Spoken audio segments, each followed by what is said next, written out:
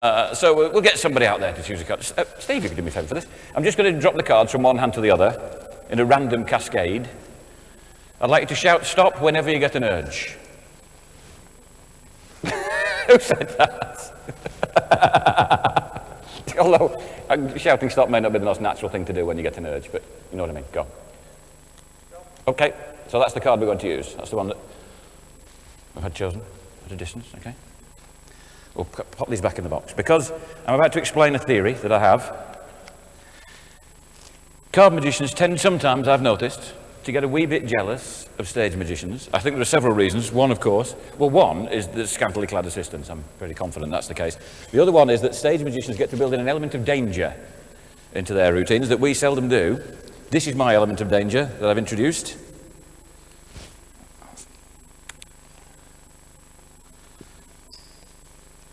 And I like to call this one Nightmare on Elm Street on Friday the 13th, part 12, the card trick.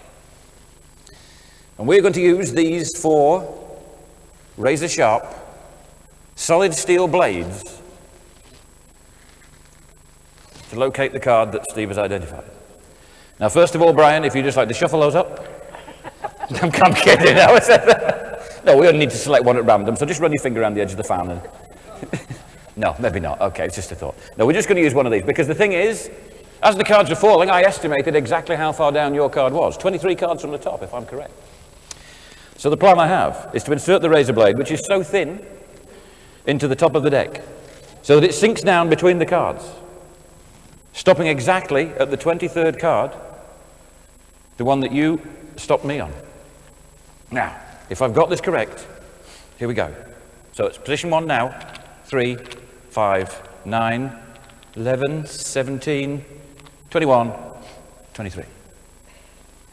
Now first, I should say, right, if I actually have estimated Steve's card to be 23 from the top, that'll be kind of good, pretty impressive, yeah.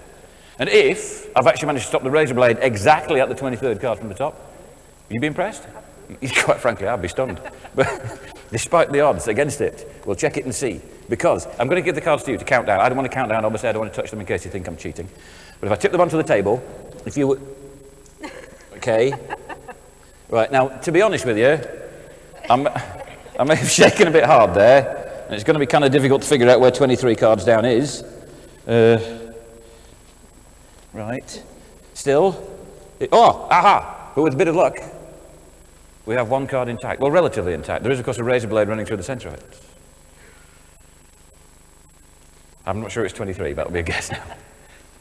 For the first time, I know we saw the card, but see, what was the card that you stopped me on? I didn't see it, so I don't know. Black 4.